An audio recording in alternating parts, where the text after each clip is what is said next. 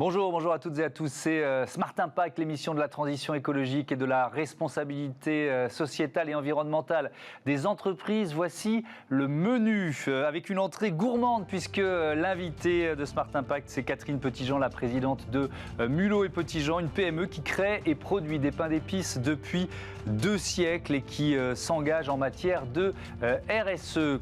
Comme plat de résistance, le salon du mariage. Il devait ouvrir ses portes ce week-end à Paris, mais il a été décalé après une année 2020 qui a vu dégringoler le nombre de célébrations. La tendance du mariage éco-responsable va-t-elle résister à cette mauvaise passe? Ce sera notre débat. Et puis en dessert, dans Smart Ideas, je vous propose de manger éthique et veggie avec l'application de livraison de repas Eatic. Voilà pour les titres. C'est parti, c'est Smart Impact.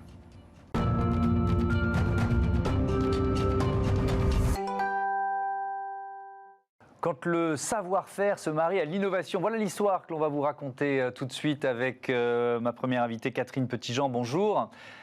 Bonjour. Vous m'entendez bien, l'image, le son, tout ça c'est bon. Vous êtes PDG de Mulot et Petitjean, entreprise familiale de pain d'épices qui est basée à Dijon depuis 2 siècles, depuis plus de 2 siècles. Je crois que vous allez fêter votre 225e anniversaire, c'est ça? Voilà, je vais souffler 225 bougies. 9 fois 25, c'est déjà pas mal. Oui, c'est bien, vous ne les faites pas du tout. Mais alors, racontez-nous un peu de cette histoire familiale. Mulot et Petitjean sont 2 familles au départ, c'est ça? Oui, alors en fait, la maison d'origine s'appelait la maison Boîtier. Elle a été transmise à un monsieur Mulot qui a épousé la nièce de Boîtier. Puis il y avait une autre fabrique qui est devenue Petitjean. Et en 1901, mariage oblige, Auguste Petitjean a épousé une demoiselle Mulot et c'est devenu Mulot et Petitjean. Et alors, donc on fabrique toujours du pain d'épices à Dijon, voilà. Mais oui, et toujours sur le site historique, c'est-à-dire ce site 13 place Bossuet. Depuis quand existe-t-il un magasin de pain d'épices à cet endroit? Voilà, on s'est installé place Bossuet en 1805 et la production maintenant se situe 6 boulevard de l'Ouest à Dijon et on est installé sur ce site de production depuis 1912. Et bon, bien sûr, il y a eu plusieurs rénovations et une dernière en date en 2016 et 2017 qui nous a permis d'installer un petit musée qui fait découvrir aux consommateurs la fabrication traditionnelle du pain d'épices avec ses codes d'usage qui sont importants. Pour durer aussi longtemps, et c'est pour ça que je voulais qu'on commence avec ce rappel historique, parce qu'il n'y a pas tant d'entreprises, de PME françaises qui ont une telle longévité. Pour durer aussi longtemps, évidemment, il faut savoir s'adapter, il faut savoir innover, et notamment en matière de RSE. Quels sont vos principes de responsabilité sociale, sociétale et environnementale? Alors moi, ma phrase fétiche, c'est produire mieux en consommant moins. Et produire mieux ensemble, parce que je pense que voilà, les piliers, c'est effectivement qu'on s'améliore sur la qualité de nos produits en matière de matières premières, hein, parce qu'on a les connaissances scientifiques ont quand même progressé, donc on sait ce qu'il faut faire en matière d'approvisionnement sur l'origine des matières premières. Et bien sûr, associer les collaborateurs à cette démarche, parce que sans eux, on ne peut rien faire. Donc c'est les sensibiliser pour qu'ils puissent aussi, eux, agir dans leur quotidien. Ça me semble vraiment très important. Et puis, effectivement, faire attention à tout ce qui est gaspillage, consommation. Bon, de temps en temps, ça peut être des phrases clés comme on n'est pas à Versailles, éteignez vos lumières. Il y a des choses très faciles à faire. Oui, on a tous entendu nos parents nous dire ça un jour ou l'autre, mais ça marche aussi en entreprise. La politique anti-gaspi, c'est aussi sur la fabrication du produit. Et là, ça passe par de l'innovation, de nouvelles machines? Alors, c'est bien sûr de l'innovation avec des nouvelles machines parce que les machines, quand elles datent un peu, elles consomment trop d'énergie, elles font des pertes parce que voilà, il y a des problèmes techniques. Les machines actuelles, elles sont plus précises. On arrive mieux à doser de la confiture, par exemple. On arrive mieux on a moins de pertes de déchets matières. Donc tout ça, c'est vraiment important. D'arriver à évoluer sur l'équipement qu'on peut avoir pour pas avoir trop de de perte matière, et après, une fois le produit fini, avoir moins de... Nous, on appelle ça des chutes, hein, c'est-à-dire que ça peut être des chutes qui sont transformées pour la nourriture animale, ou nous, comme on a des produits sucrés, ça part en méthanisation, ou bien sûr, quand c'est consommable, à des organismes caritatifs qu'on a autour de nous, et ça permet effectivement aussi d'aider des catégories de personnes qui ont besoin. Quelques chiffres concernant votre entreprise, 43 salariés, un chiffre d'affaires 2019 de 5 450 000 €, 524 tonnes de pain d'épices produits. Ce chiffre d'affaires, il va progresser, il est stable en 2020. Comment vous avez passé cette année Covid ? Alors l'année 2020 a été compliquée puisque moi j'ai des magasins en propre, donc les magasins de centre-ville, ça a été compliqué. Donc j'ai une baisse de chiffre d'affaires.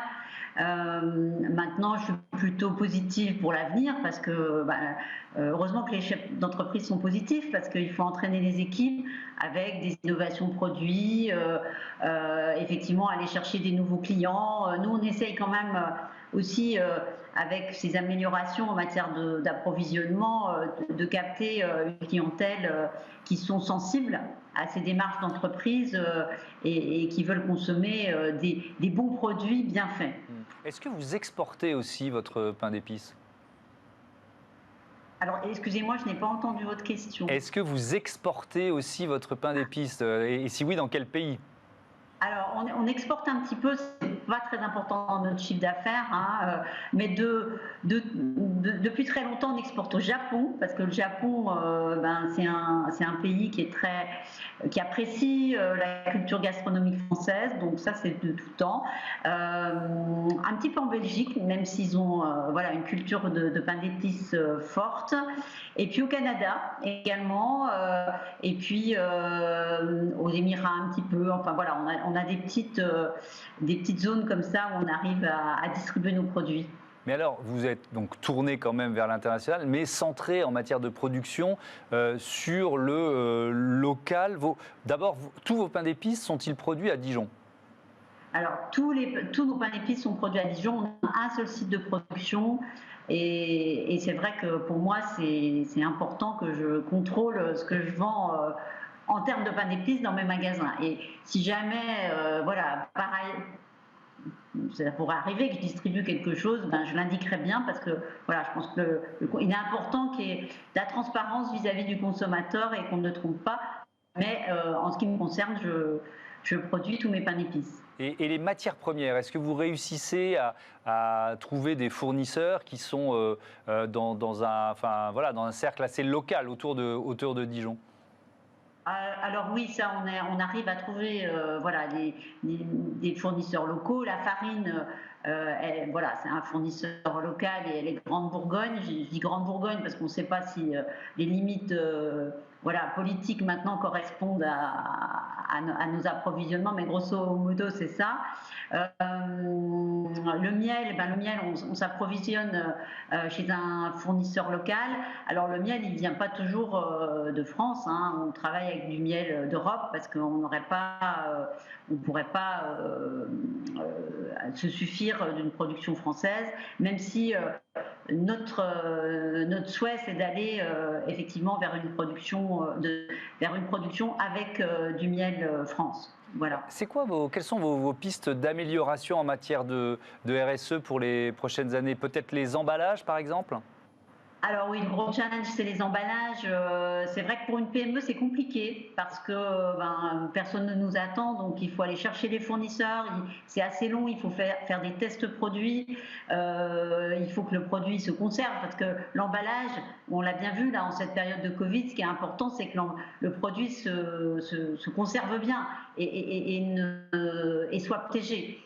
Donc il faut tester les emballages, faire attention à ce que les encres, parce qu'on met des numéros de lot, donc ne migrent pas.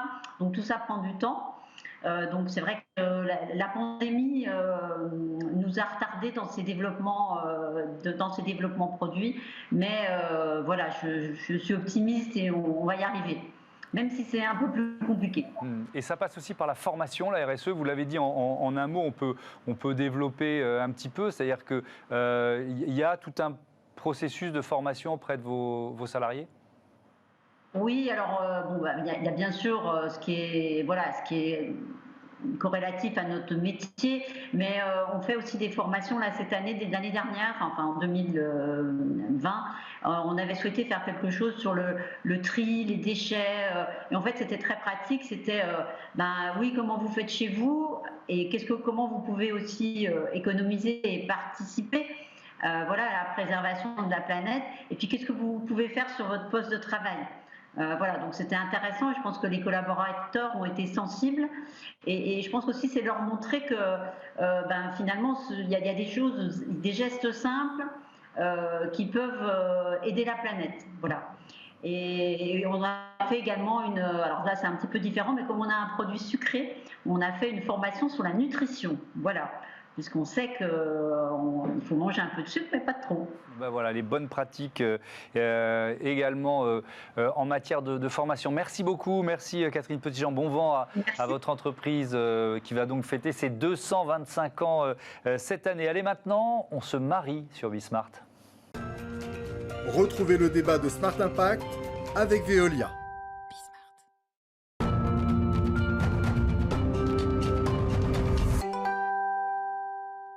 Le salon du mariage devait ouvrir ses portes ce week-end à Paris, mais situation sanitaire oblige, il a été reporté au mois de septembre. Après une année 2020 qui a vu dégringoler le nombre de célébrations, la tendance du mariage éco-responsable va-t-elle résister à cette mauvaise passe? C'est le thème de notre débat avec Marina Jacob. Bonjour. Bonjour. Bienvenue, vous êtes la fondatrice du site Mariage Éthique. C'est ça. Et puis avec nous en visioconférence, Coralie Despinois. Bonjour, j'espère que vous m'entendez bien. Vous avez créé, vous, de votre côté, l'entreprise My Green Event. Bienvenue à vous également. Ça marche, le son, l'image, tout fonctionne. Un constat, pour commencer, je disais, celui d'une année 2020 qui a été vraiment difficile. Selon l'INSEE, 148 000 mariages célébrés l'an dernier, une baisse de plus de 34% par rapport à 2019. Marina Jacob, c'est un secteur qui, au global, je ne parle pas du mariage éco-responsable, le mariage en général, ça pèse 3 milliards d'euros, 55 000 entreprises. Est-ce que vous considérez que c'est un secteur en danger aujourd'hui ? Alors aujourd'hui, oui, c'est sûr que tous les prestataires avec qui on discute nous parlent des difficultés qu'ils rencontrent. Donc c'est beaucoup de mariages reportés, voire annulés. Tous ceux qui fabriquent des produits et qui vendent des produits sont obligés de stocker et puis de supporter finalement les coûts additionnels des problèmes qui sont inhérents à ces reports. Donc oui, on a du mal à savoir si les gens vont finalement s'habituer et organiser différemment leur mariage, ou si les reports vont continuer et les prestataires, les 55 000 dont vous parlez, vont commencer à devoir fermer les portes. C'est vrai que c'est compliqué de se marier. Et pourtant, vous vous êtes marié personnellement après 13 ans de vie commune. J'ai vu ça, c'est sur votre site. C'est pour ça que j'en parle. Est-ce que ça a été compliqué en temps de Covid? Oui, forcément, il y avait des contraintes qui étaient beaucoup plus importantes. En fait, c'est déjà assez compliqué parce qu'il y a beaucoup de choses qu'on ne maîtrise pas quand on organise un événement comme ça. Ce qui a été compliqué, c'est qu'il y a eu beaucoup d'incertitudes jusqu'à la semaine précédente. Où on a eu un petit mariage, donc c'était quand même la chance qu'on avait. On avait décidé d'aller dans un restaurant pour faciliter l'organisation, sauf que la semaine précédente, on nous annonce que le restaurant ferme à 22h. Donc pour une soirée de mariage, on commençait un peu à avoir peur. Donc on a cherché plein d'alternatives et au final, il y a eu un changement de réglementation qui a fait qu'on a pu rester plus longtemps. Et on était dans les 15 jours juste avant le reconfinement. Donc oui, c'est compliqué et ça rajoute une pression supplémentaire, je pense, sur les futurs mariés, dans un contexte qui est déjà un peu stressant. Oui, évidemment, c'est toujours un événement heureux et stressant. Coralie Despinois, je reviens à la situation globale. Vous, dans les relations que vous avez avec vos partenaires, vos fournisseurs, ces 55 000 entreprises dont on parle, est-ce qu'il y a un métier qui vous semble, ou des métiers qui vous semblent plus en difficulté que d'autres aujourd'hui ? J'ai eu au téléphone il y a 2 jours une personne qui est traiteur en Provence et qui me disait que la situation était très compliquée pour eux puisqu'ils ont tout arrêté du jour au lendemain. Ni les événements pro ne fonctionnent, ni les événements dans le titre privé. Donc c'est compliqué pour eux. Je sais qu'il y en a certains qui ont mis malheureusement la clé sous la porte. Donc ouais, ça commence un peu à peser dans le milieu du mariage. Et pour l'instant, bon, la situation ne semble pas, à court terme en tout cas, s'améliorer. On espère que ça repartira dans le deuxième semestre de cette année. Allez, on va faire un peu le gros plan là maintenant sur le mariage éco-responsable. J'emploie pas le terme mariage durable parce que j'espère que tous les mariages sont durables. Le mariage éco-responsable, Coralie Despinois, est-ce que d'après vous, c'est une solution pour relancer ce secteur? Est-ce que la tendance qui était réelle, une demande qui était réelle, elle va continuer ou est-ce que vous craignez qu'elle s'atrophie à cause de la situation? Non, moi je pense qu'elle va continuer parce que depuis le premier confinement, on est tous un petit peu allés vers les circuits courts au niveau producteurs locaux pour se fournir. Quand on a vu les files d'attente immenses dans les grandes surfaces, donc je pense que ça a eu un petit effet positif de ce côté-là en tout cas, et je pense que ça va continuer et je croise les doigts. Coralie, toujours avec vous, ça représente quoi un mariage classique en termes de production de CO2 et est-ce qu'on peut le comparer à un mariage éco-responsable? Alors, il faut savoir que c'est des chiffres qui sont donnés vraiment à titre indicatif, mais un mariage classique émet autant de CO2 que la consommation d'un Français sur une année. Donc, c'est autour d'une bonne dizaine de tonnes de carbone. Donc, ça fait beaucoup quand on y réfléchit. Et le mariage éco-responsable, on va essayer de trouver des alternatives pour réduire cet impact environnemental parce qu'il est très important. Alors justement, Marina Jacob, c'est quoi les critères, d'après vous, d'un mariage éco-responsable? Alors, il n'y a pas de critères type. En tout cas, moi, c'est mon approche. Je pense que c'est une façon d'être. C'est des sensibilités déjà qu'on peut avoir, des choses qu'on fait déjà ou qu'on a envie de faire dans ce cadre-là. Et après, on va vraiment partir de chaque poste de l'organisation. Oui, c'est-à-dire sur chaque produit, voilà. Vous pouvez esquisser ou proposer des solutions. Ouais. Ça va de l'alliance à la robe, au costume, c'est ça? Ouais. Au choix du traiteur, au choix des menus, le lieu de l'organisation du mariage aussi. Ça va être vraiment à chaque fois, et c'est vraiment moi en tout cas l'approche que j'ai dans le site et les conseils que j'essaie d'apporter. Ça va être par rapport à soi et à son couple, dans quoi on se retrouve le mieux, qui nous permet de passer la meilleure journée possible et qui en même temps aura un impact réduit. Donc essayer à chaque fois, dans les alternatives qu'on propose plutôt éco-responsables, d'aller chercher ce qui nous correspond. Mais je vais prendre un exemple pour qu'on soit un peu plus concret. Une alliance, par exemple. Oui. Il y a des options. Oui, il y a beaucoup d'options. Il y a de plus en plus de prestataires déjà qui proposent des alternatives. Alors ça va être des choses assez courantes maintenant. Ça va être de l'or recyclé ou de l'or Fairmined, donc qui vient de mines où il y a énormément de contrôle autour de notamment comment sont traités les employés. Voilà. Ça va être d'avoir plus de transparence sur toute la filière. Il y a des diamants aussi, des diamants maintenant qui sont fabriqués en laboratoire. Les diamants synthétiques. Il y a d'ailleurs un prestataire qui va fabriquer en France prochainement. Donc il y a aussi cette alternative-là. Et c'est un impact qui est considérable puisque un diamant qui est extrait d'une mine va générer 1 tonne de carbone, alors qu'un diamant en laboratoire, seulement 20 kilos. Ouais. Donc, avec des chiffres comme ça, on arrive aussi à faire comprendre aux gens qu'il y a des choses qui nous semblent anecdotiques et qui finalement ont un impact considérable. Et puis voilà, ça va être de travailler aussi sur la proximité des invités au mariage, essayer de limiter l'impact des transports. Ça peut être la robe de mariée, aller chercher des tissus recyclés. Hier, je discutais avec la chef qui a monté la boutique Graines de Coton. Elle fait de la location et du dépôt-vente de robes de mariée. Ben voilà, il y a toujours plein d'options. Exactement. Coralie Despinois, chez My Green Event, comment vous choisissez vos prestataires? Parce que pour proposer un mariage éco-responsable, il faut aller dénicher des prestataires qui sont dans cette démarche. Ouais, et c'est pas forcément facile tous les jours.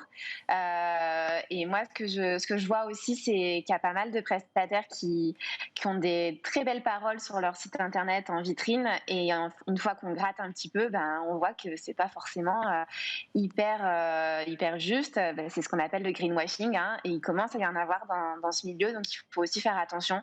Voilà, moi, j'attire toujours mes mariés leur attention en leur disant ne vous faites pas forcément avoir sur une plaquette. Prenez le temps de parler avec les prestataires, appelez-les, allez sur leur exploitation ou découvrez leur atelier. Enfin, voilà, c'est aussi important d'éviter de se faire avoir. Et côté prix, Coralie, ça coûte plus ou moins cher un mariage éco-responsable? Alors, chaque mariage est différent, mais en tout cas, on n'est pas sur un mariage qui est plus cher. On n'est pas non plus sur un mariage qui va être, entre guillemets, bas de gamme, ou moi, généralement, je dis on ne va pas manger des graines et s'asseoir sur des bottes de paille. On peut tout à fait avoir un mariage éco-responsable avec des jolies chaises en matériaux nobles, en bois, avec un traiteur qui travaille des producteurs locaux, sans que ce soit vraiment plus cher, en fait. Tout dépend des envies des mariés et de ce qu'ils veulent pour leur journée. Marina Jacob, cette notion du prix, elle est importante aussi quand on fait cette démarche. Oui, alors non. Elle est importante, mais pas forcément dans le cadre de la démarche. Je pense que... C'est-à-dire des gens qui disent « je veux faire un mariage éco-responsable », ils sont prêts à dépenser plus d'argent? Pas forcément. En tout cas, c'est pas forcément ce qui rentre en compte. Alors après, effectivement, chaque mariage est différent. Mais je pense que comme on va à l'essentiel aussi quand même dans ce type de démarche, on arrive quelque part à réajuster les budgets sans forcément qu'il y ait un impact considérable. Et je pensais par exemple à l'or recyclé qui coûte plus cher à fabriquer pour fabriquer de nouveaux bijoux. Au final, comme la filière est plus courte, il y a moins de commissions qui sont prises. Il y a moins d'intermédiaires. Et donc au final, le bijou coûte finalement le même prix ou voire moins cher. Et ça, c'est équilibre. Ouais. Et ça, c'est très positif pour la filière du mariage éco-responsable. Merci beaucoup. Merci à toutes les deux. Bon vent aux jeunes et futurs mariés. Voilà, c'est l'heure de Smart Ideas, une start-up à l'honneur, comme tous les jours. Smart Ideas avec BNP Paribas. Découvrez des entreprises à impact positif.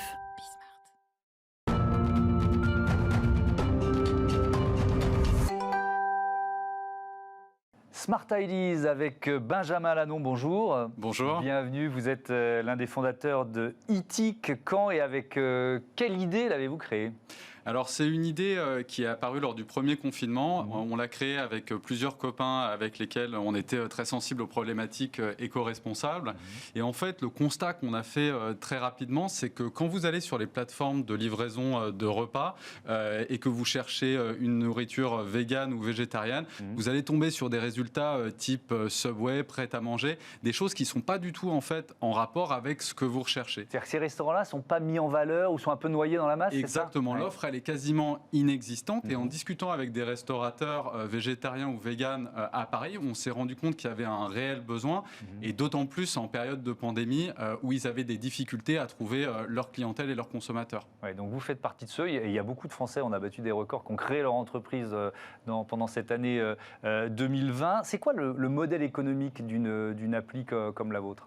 Alors le modèle économique, il est très simple. Il y a un système de commission qui est prise sur chaque repas qui est facturé au restaurateur et en plus vous avez des frais de service et des frais de livraison qui sont facturés au consommateur final. Ouais.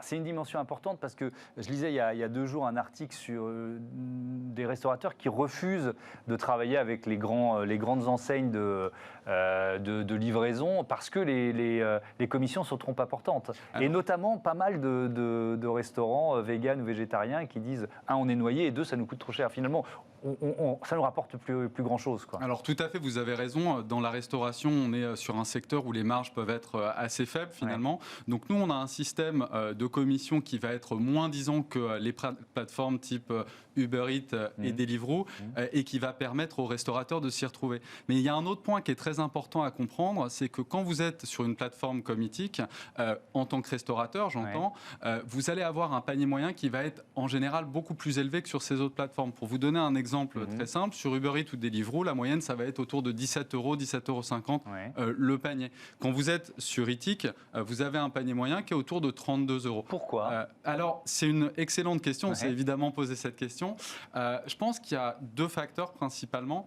Le premier, c'est que la clientèle, les gens à qui on s'adresse, sont prêts à payer le juste prix pour leur repas, c'est-à-dire pour une alimentation qui est plus saine, qui va être plus durable et qui va aussi respecter un certain nombre de critères en termes d'approvisionnement auprès de fournisseurs locaux, en termes également de saisonnalité. Et ce qui fait que ces consommateurs, ils sont aussi prêts à dépenser plus, une partie plus importante de leurs revenus pour mieux manger et pour soutenir les restaurateurs. C'est un cas important aussi, en tout cas dans les retours qu'on a. Alors pour l'instant, vous êtes disponible uniquement, enfin les restos qui sont inscrits sur votre plateforme sont parisiens ou Petite Couronne. Vous avez voilà, une vision plus nationale pour les mois à venir? Alors tout à fait.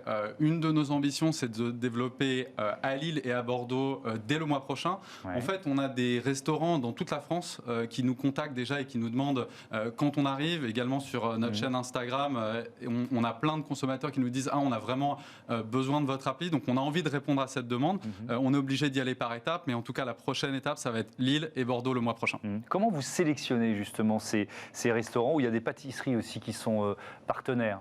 Exactement. Alors, on a deux critères. Le premier, c'est effectivement d'être un restaurateur ou une pâtisserie végétarienne ou végane, mais également d'adhérer à une charte. Donc, on a mis en place une charte Eatic qui va en fait correspondre à l'ensemble de votre système, de votre chaîne de valeur. Donc, à la fois au niveau de votre approvisionnement, au niveau de la transformation, mais également de la distribution, du conditionnement. Des emballages aussi, exactement. etc. Ça, l'emballage, c'est un point extrêmement important. Donc, on va privilégier évidemment des restaurateurs qui ont une approche éthique des emballages, avec que des emballages qui soient recyclables. Mais on veut aussi travailler avec un écosystème de start-up très important qu'on a en France, en réfléchissant notamment à mettre en place des systèmes de consigne, par exemple. Vous êtes au soutien finalement d'un secteur qui est en train de souffrir énormément? Alors, c'est vrai qu'on a beaucoup de remerciements de la part des restaurateurs et ça fait chaud au cœur et ça fait vraiment plaisir si on peut apporter notre pierre à l'édifice. C'est un moment très difficile. Nous, on est vraiment là pour essayer de les accompagner et d'aider aussi leur public à continuer à garder ce lien avec eux. Et oui, parce qu'évidemment, une appli comme la vôtre, ça permet de maintenir un peu de chiffre d'affaires. Merci beaucoup, merci Benjamin Lano et bon vent à Eatic. Voilà, c'est la fin de cette émission. On se retrouve demain 9h midi, 20h30. Belle journée sur Bismart. Salut.